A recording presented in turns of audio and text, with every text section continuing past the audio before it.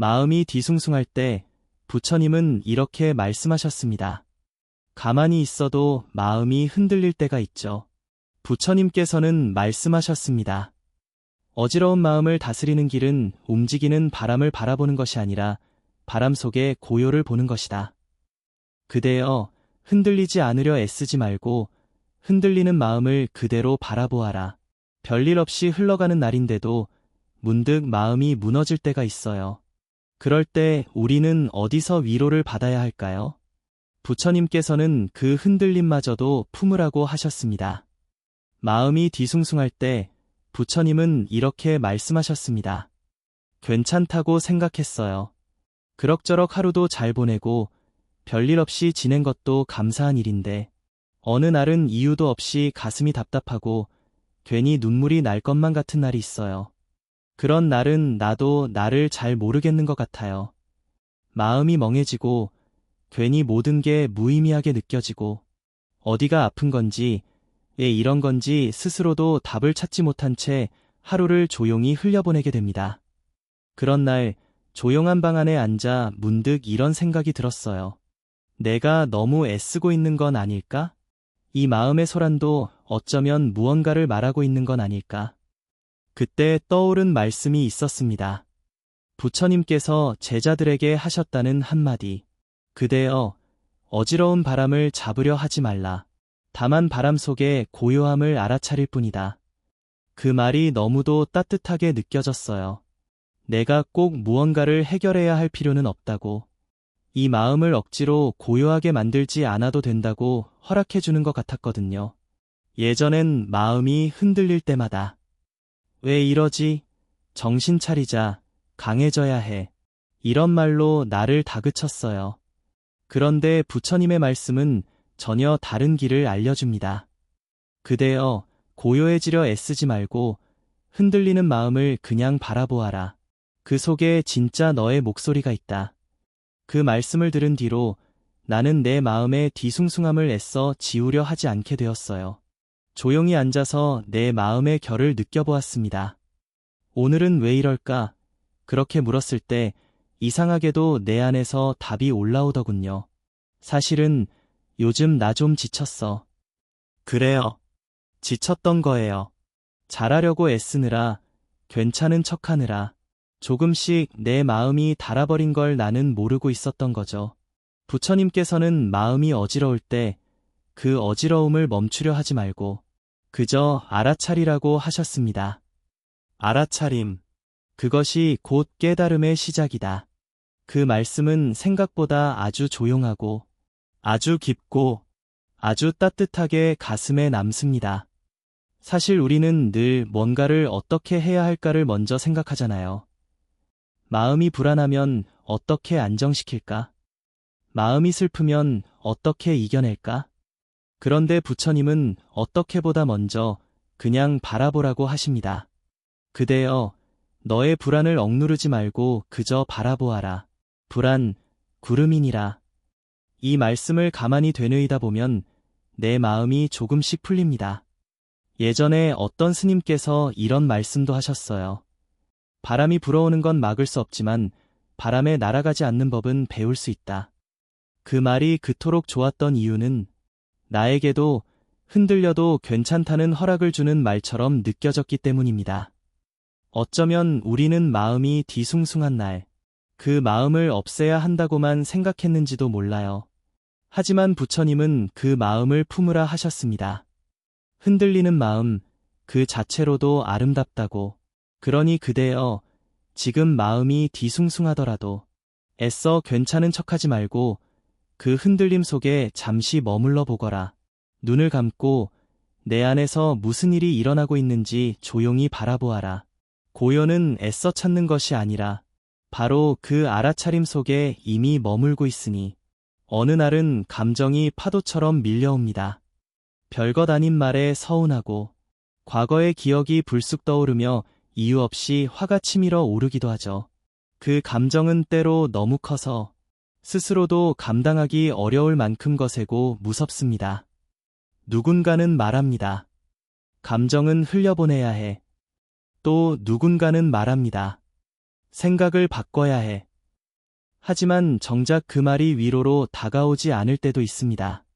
그런 날, 저는 부처님의 한 가르침을 다시 떠올립니다.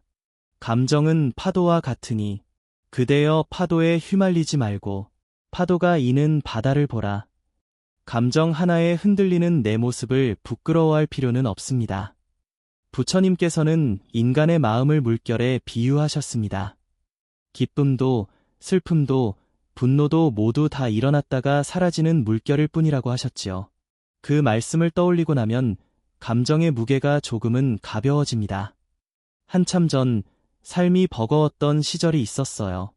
그때 저는 분노가 많았습니다. 나보다 편하게 사는 사람을 보면 화가 났고, 도움은 주지 않고 잔소리만 하는 가족에게도 섭섭함이 분노가 되어 돌아왔지요. 왜 나만 이렇게 힘든 걸까? 왜 아무도 내 마음을 몰라주는 걸까? 그 감정들은 점점 커져 사람들과의 관계도 삐걱거리게 만들고 나 자신에게도 상처를 주었습니다. 그때 절에 가게 되었고 스님과 짧게 대화를 나눈 적이 있습니다. 제 이야기를 듣던 스님께서 조용히 말씀하셨어요. 그대는 지금 파도와 싸우고 있다네. 하지만 바다는 싸우지 않는다. 그저 일렁이고 다시 고요해질 뿐. 그 한마디에 나는 울고 말았어요. 그동안 너무 힘을 주고 있었던 거예요. 감정이라는 파도를 막아보려 손으로, 말로, 생각으로, 온몸으로 맞서 싸우고 있었던 거죠. 부처님께서는 이렇게 말씀하셨습니다. 물결은 멈추지 않으나 물은 항상 그 자리에 머무느니라. 그대여 감정에 흔들리지 말고 감정을 지켜보는 그 자리에 머물라. 이 말씀은 단순한 마음 다스림이 아닙니다. 그 자체가 수행입니다. 분노가 올라올 때 지금 내가 화가 났구나 이렇게 말할 수 있다면 그 순간 나는 파도 위에 있는 것이 아니라 파도를 바라보는 자리에 선 것이죠. 불교에서는 알아차림을 잇바사나라고 합니다. 그저 관찰하는 것, 판단하지 않고 흘러가게 두는 것. 예전에 스님이 들려준 짧은 일화가 떠오릅니다. 어느 날 한 제자가 물었답니다. 스승님, 저는 자꾸만 슬픔에 빠져듭니다. 아무리 생각을 바꾸려고 해도 되지 않습니다. 어찌 해야 할까요? 스승은 잠시 제자를 바라보다 잔잔히 말씀하셨답니다. 슬픔이 올 때마다 슬픔을 없애려 하지 말고 슬픔이 온 그 길을 바라보아라. 그 길 끝엔 그대의 상처가 앉아 울고 있을 테니. 그 말씀은 제 마음에도 깊이 박혔습니다. 감정은 이겨내는 것이 아니라 들여다보는 것이라는 가르침. 감정은 적이 아니라 내 마음의 또 다른 표현이라는 걸 그제야 조금 알 것 같았습니다. 그대여, 마음이 뒤숭숭하고 감정이 거세게 밀려올 때 그 감정을 없애야 한다고 생각하지 마라. 그 감정은 그대가 그만큼 살아있다는 증거이며 그대가 지금 자신에게 집중해야 한다는 신호일지도 모르니라. 감정의 파도는 언젠가 찾아든다. 하지만 그 파도 위에서 자꾸 몸을 던지면 그대는 지쳐 쓰러질 뿐이다. 그러니 부처님의 말씀처럼 감정이 밀려올 땐 그 파도를 바라보며 앉아있으라. 그대는 곧 알게 되리라. 아, 이 감정도 머무르지 않는구나. 아, 이 고통도 지나가는 길이었구나. 내가 너무 부족해서 그런가 봐. 다 내가 잘못한 거지. 왜 나는 이것밖에 안 될까? 이런 말 한 번쯤은 해보셨을 겁니다. 누군가 상처 주는 말을 한 것도 아닌데 스스로 자기 마음을 가장 아프게 찌를 때가 있어요. 누군가 위로해줘도 아니야. 내가 문제야 하며 받아들이지 못하고 끝없이 자신을 탓하게 되는 순간이 찾아옵니다. 그럴 때면 마음이 조용해지지 않아요. 생각이 꼬리를 물고 이어지고 지난날의 말과 행동이 떠오르며 그땐 왜 그랬을까? 내가 왜 그렇게 받게 못했을까? 하고 계속 스스로를 괴롭히게 됩니다.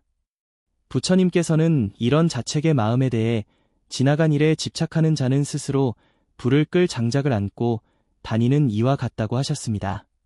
이미 지나간 불은 꺼졌지만 그 재더미를 계속 안고 다니며 스스로 타고 있는 것이죠. 그대여, 스스로를 탓하는 마음이 들거든 이 말을 기억하거라. 그대의 잘못은 과거에 있고 그대의 자비는 지금 이 순간에 있다. 이 얼마나 따뜻하고 명료한 말인가요? 사실 우리는 잘못된 일을 하면 그것을 반성이라 부르기도 하고 성찰이라 여기기도 합니다. 하지만 부처님께서 말씀하신 성찰은 스스로를 찌르고 괴롭게 만드는 것이 아닙니다. 부처님은 제자들에게 항상 어떻게 살 것인가를 물으셨지, 왜 그렇게 살았느냐고 묻지 않으셨습니다. 그대여, 물은 낮은 곳으로 흐르나 끝내 바다를 채우는 법이다. 그대의 지난 날이 낮았다 하여 미래까지 그러하리라 단정 짓지 말라. 어느 날 절에서 연꽃을 바라보던 중이었습니다. 흙탕물 위에 떠있는 연꽃 한 송이 참 아름다웠어요. 그런데 그 순간 이런 생각이 들더군요. 저 꽃도 흙탕물 없이 피어나진 못했겠지. 우리 삶도 그래요. 때로는 실수도 하고 아프게도 하고 후회도 하며 살아가지만 그런 시간들이 있었기에 지금의 나로 피어나는 겁니다. 그런데 우리는 그 흙탕물의 시간만 자꾸 들여다보며 왜 이렇게 더럽냐고, 왜 이렇게 못났냐고 스스로를 미워합니다. 하지만 부처님은 말씀하셨습니다. 진흙 속에서 핀 꽃은 결코 진흙을 탓하지 않는다. 그대여, 그대 또한 자신의 어둠을 미워하지 말고 그 속에서 자라난 빛을 보라. 예전에 불교 상담을 받으러 오신 한 아주머니의 이야기가 떠오릅니다. 늘 가족을 위해 희생만 하다가 정작 자식에게 원망의 말을 듣고 자신을 쓸모없는 사람이라 여기게 됐다고 하셨어요. 그분은 이렇게 말씀하셨죠. 내가 잘못한 거예요. 내가 더 잘했어야 했는데 내가 부족해서 그래요. 그때 스님께서 조용히 말씀하셨습니다. 그대는 충분히 잘 살아오셨네. 그대가 사랑으로 한 일이 다른 이의 기대와 달랐을 뿐이지 그대의 진심은 헛되지 않았네. 그 말을 듣고 그 아주머니는 한참을 울었습니다. 자기 자신에게 한 번도 충분했다는 말을 해준 적이 없었던 거죠. 그대여, 그대가 지금까지 잘해오지 않은 것은 아닐지도 모른다. 다만 너무 조용히 살아와서 그 노력이 보이지 않았던 것일 뿐이다. 자책은 가혹한 마음에서 오고 자비는 따뜻한 진실에서 온다. 그대가 지금 필요한 것은 후회가 아니라 스스로를 안아주는 일이다. 부처님께서는 말씀하셨습니다. 그대가 가장 약해졌을 때 그대에게 가장 필요한 것은 책망이 아니라 연민이다. 그렇기에 마음이 뒤숭숭한 날 자꾸 스스로를 탓하게 된다면 이렇게 말해보세요. 나는 지금 내가 나에게 가장 가혹한 순간을 지나고 있어. 그 말 하나만으로도 마음속에 한 줄기 연민이 생깁니다. 그리고 그 연민이 다시 나를 일으켜 세울 힘이 됩니다. 그대여, 부디 그대 자신을 놓지 말 거라. 스스로에게 가장 따뜻한 사람이 되어 주거라. 자신을 감싸는 손길이 곧 세상에서 가장 강한 자비니라. 왜 이렇게 허전하지? 별일이 있었던 것도 아닌데 문득 마음이 횡하다고 느낄 때가 있습니다.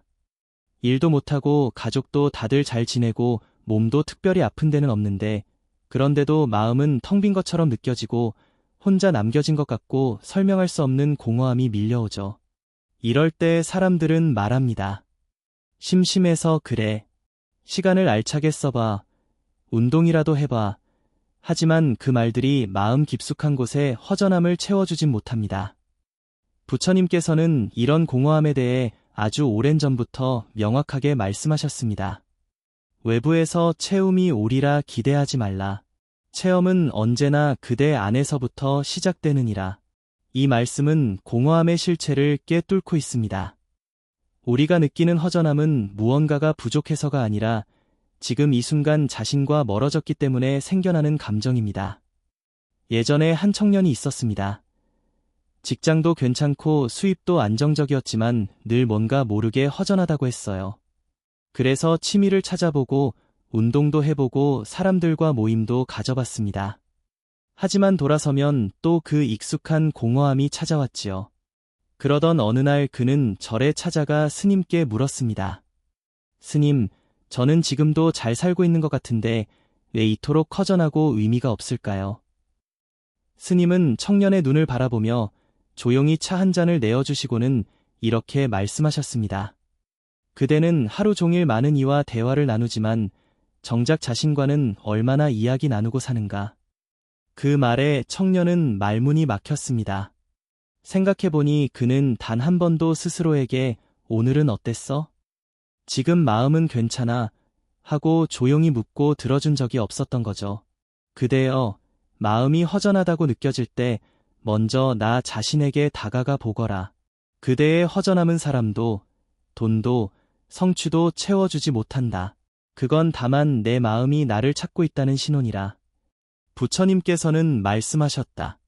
그대여, 텅 빈 방은 외로움의 상징이 아니라 비움의 가능성이니라.